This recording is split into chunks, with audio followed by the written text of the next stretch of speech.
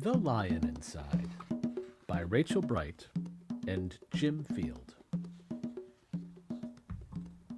In a dry, dusty place where the sand sparkled gold stood a mighty flat rock, all craggy and old.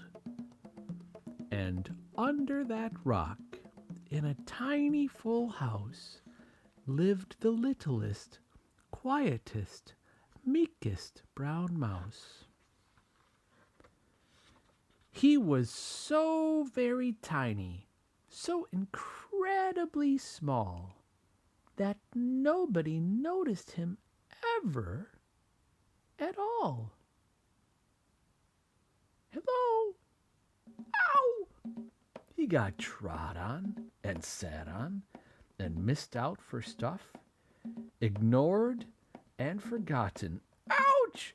Yes, mouse life was rough. Meanwhile, far above, on top of the rock, times were quite different. It was Lion Clock. This huge, toothsome creature made sure everyone saw how important he was by how loud he could roar.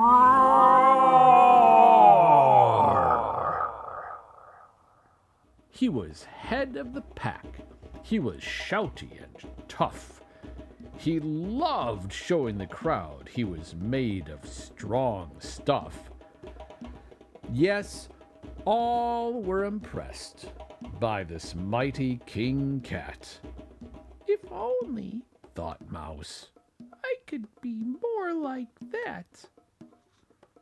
Then, late one dark night, in his Minnie Mouse bed, the cleverest thought popped into his head.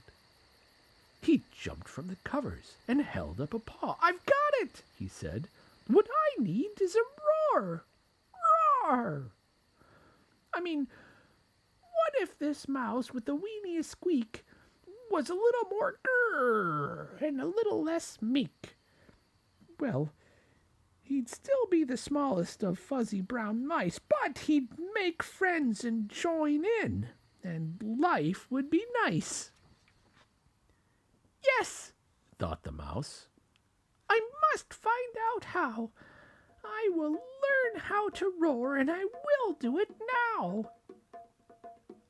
But gulp, oh my gosh, there was only one beast who could teach him this thing, but might make him a feast. It was time to be strong. Take a chance. After all, forever was such a long time to feel small. So he made himself brave, and he thought like a winner. He set off for the top, hoping not to be dinner. It felt like the scariest thing he could do. But if you want things to change, you first have to change you. The further he climbed, the closer he got to the slumbering lion reclining on top. Then, at last, as he stood on his tippity toes, he found himself suddenly nose to nose. Pardon me. Wake up, Mr. Lion. You've got company. Squeak! Mr. Lion, what I've come to you for is squeak. Do you think you could teach me to roar? A silence befell that twinkling plain. Lion opened his eyes and puffed out his mane. Time slowed right down. Why, it felt like a week. Then he opened his mouth and let out an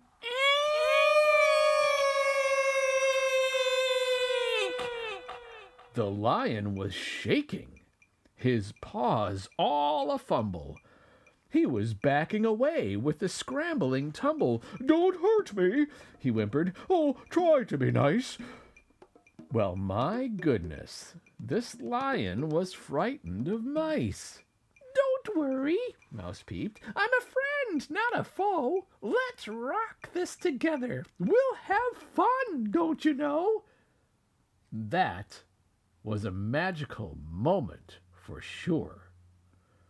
When Mouse didn't feel at all small anymore. He had found his true voice and learned to speak out. And for that, you don't need to roar or to shout. And from that day and always, the two were a pair. They both liked that rock better, now that rock was to share.